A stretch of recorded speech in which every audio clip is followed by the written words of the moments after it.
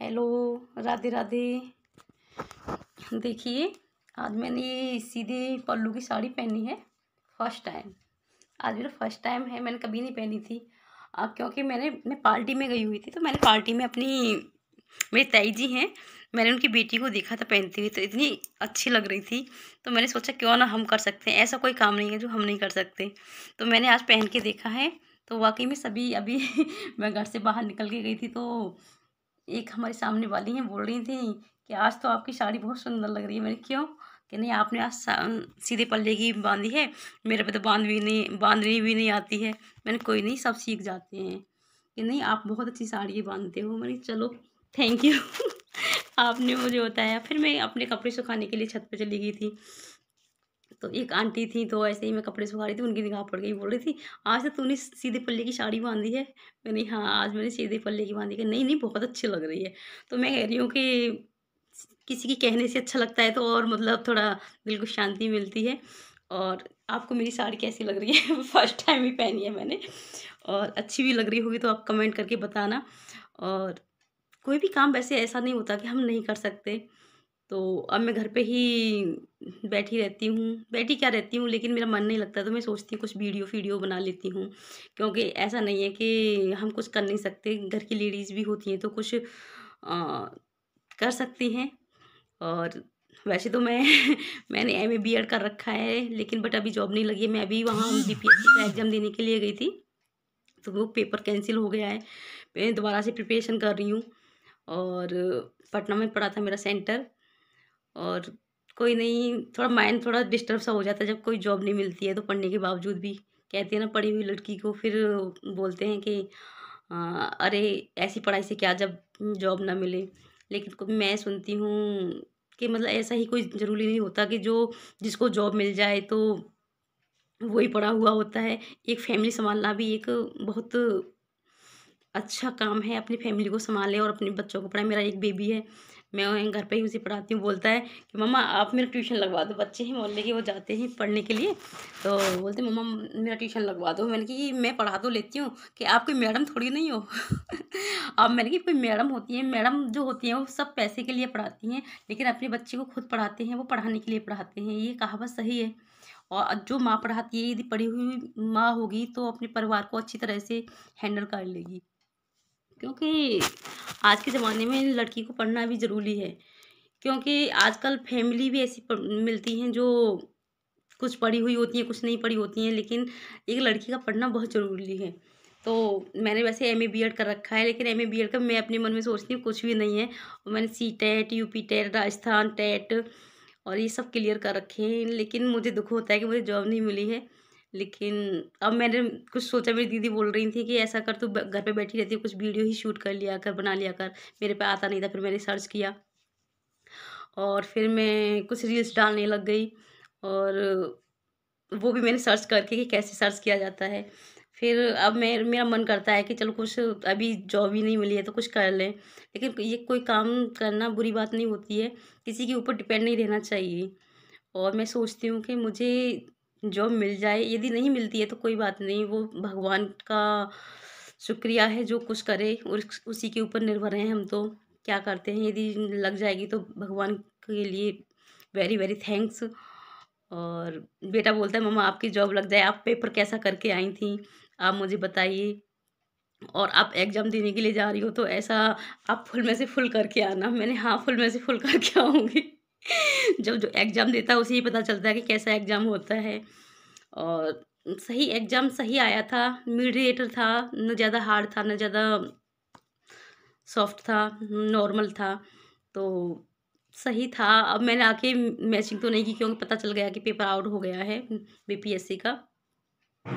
तो अब मैं कहते हैं जब तक कोई वैकेंसी नहीं आती, हमारी यूपी में तो वैसे ही वैकेंसी नहीं निकल रही हैं, और बोल रहे हैं कि शिक्षक अनुपात सही है अब, क्योंकि गवर्नमेंट में बच्चों को कम पढ़ाते हैं तो बच्चे कम जा रहे हैं, तो बोल रहे थे कि अब शिक्षक अनुपात तो सही है, तो अब मुश्किल लग रहा है कि यूपी में भर्ती आए। मुझे तो लग रहा है कि मेरी तो यूपी में नौकरी लगने वाली जब शिक्षक अनुपात पूरा ही हो चुका है, तो कहाँ भर्तियाँ आ रही हैं। और वैसे ही प्राइमरी लेवल से बीएड को बाहर कर दिया गया है।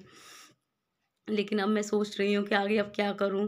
कभी कभी मन करता है कि प्राइवेट जॉब कर लूँ। मैंने शादी से पहले प्राइवेट जॉब करी थी और शादी के बाद में भी 1 ईयर की समथिंग करी थी, लेकिन फिर बेबी हो गया तो फिर मैंने छोड़ दी। अब मेरा मन भी नहीं करता है क्योंकि मेरे घर में केवल सासू माँ, ससुर और सिंगल मतलब ये हम सिंगल फैमिली है और एक बेटा है।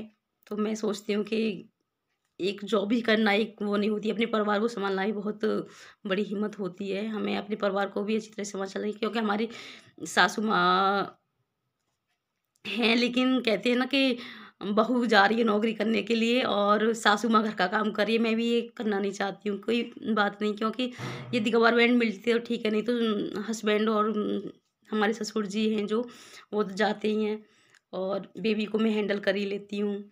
अभी मेरा बेटी के अब रिजल्ट आने वाला है, मैं आपको उसकी वीडियो भी शूट करके बताऊँगी कैसे नंबर लेके आता है, क्योंकि जिस समय मेरा एग्ज़ाम था उस समय उसका पेपर 2 पेपर थे मेरे।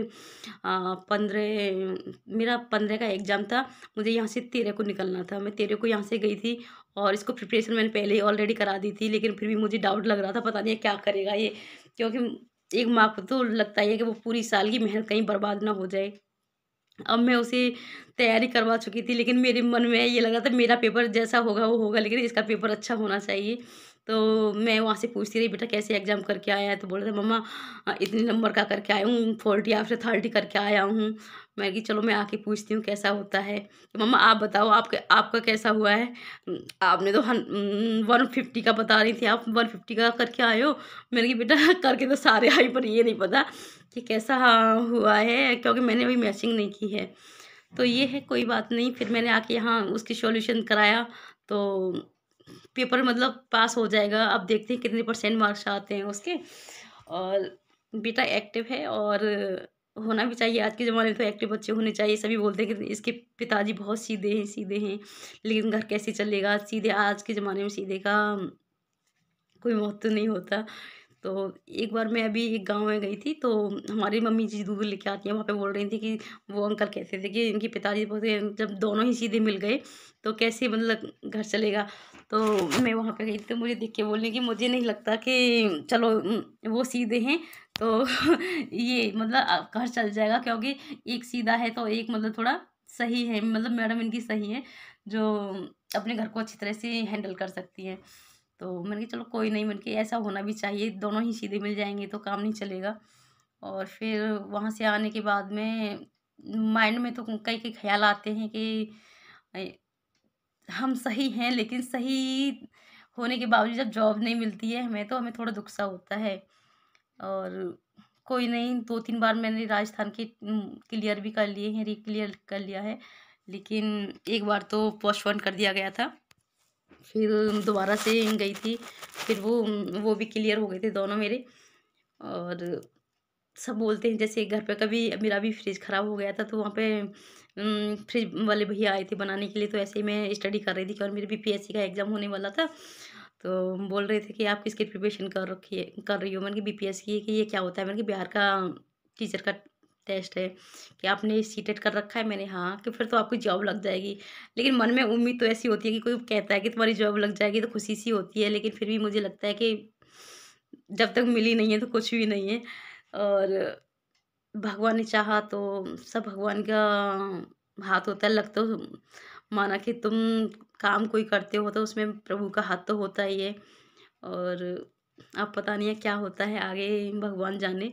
बस यही उम्मीद है मेरी। अब मैं बस अब वीडियो बनाने लग गई हूँ, क्योंकि अब पढ़ाई तो हो चुकी है कंप्लीट, बेटे को देख रही हूँ, इधर घर को संभाल रही हूँ और पढ़ाई भी करती हूँ समय निकाल के। कभी-कभी तो मैं खाना बनाती हूँ तो वहाँ पे मोबाइल को रख लेती हूँ, पढ़ती रहती हूँ।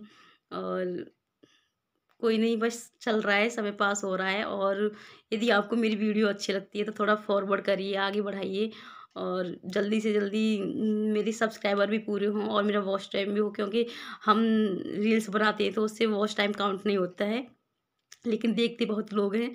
और लॉन्ग वीडियो को थोड़ा कम देखते हैं, लेकिन लॉन्ग वीडियो भी अच्छी होती हैं तो देखने वाले भी बहुत होते हैं, पूरी भी देखते हैं और इसी से वॉच टाइम पूरा होता है। मैं सोच रही हूँ कि कुछ जॉब ही नहीं मिली है तो बस एक हाउसवाइफ क्या से क्या नहीं कर सकती है, ऐसी ज़रूरी नहीं होता कि हाउसवाइफ है तो बस उसका रोटी ही बनाना होता है, ऐसी कोई वो नहीं है। माना कि वो हस्बैंड से भी ज़्यादा वो करती है। वो सोचती है कि मतलब मैं भी सक्सेस पाऊँ और मेरा घर भी अच्छी तरह से चले। तो वो घर का भी काम करती है, परिवार को देखती है, सँभालती है और आगे मतलब अपनी स्टडी का भी ध्यान रखती है।